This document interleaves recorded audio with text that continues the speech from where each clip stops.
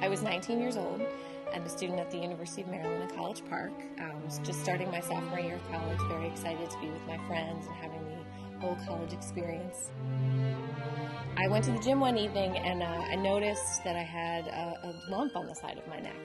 That's when I called my mom, explained the situation, and she came to get me, and we went home to see a surgeon. I was diagnosed with Hodgkin's lymphoma, and I never saw it coming. I knew in that moment that my life was never going to be the same. I started treatment. Every Friday I would take off from school, my dad would come pick me up, and I would go back home to Pennsylvania for chemo treatments. It was one of the hardest things I have ever done in my life. I lost all of my hair. I felt sick a lot of the time. It was difficult, but lucky for me, I had a really amazing support network of friends, people who never let me feel for a moment that I was different or never let me feel for a moment that things were going wrong. And then one day, when my treatment cycles were complete, my doctor told me that I was in remission. People often ask me what the hardest part of having cancer is, and I think they expect me to say it was the chemo or it was the diagnosis, which, don't get me wrong, those are very, very difficult.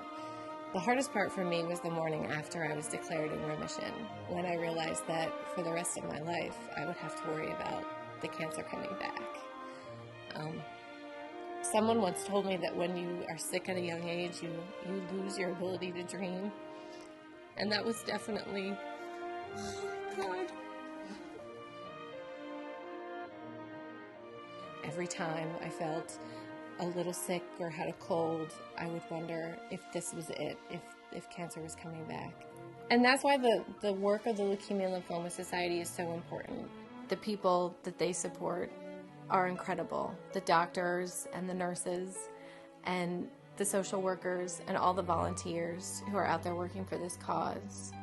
But there's one group in that mix that you don't get to see, and those are the researchers. These are the people who get up every day, go to work, and try and find a cure for this disease. Even though I can't visit every researcher and thank them each individually, I know I can thank their donors and their supporters. It's your generosity that makes their work possible, and their work makes my life possible.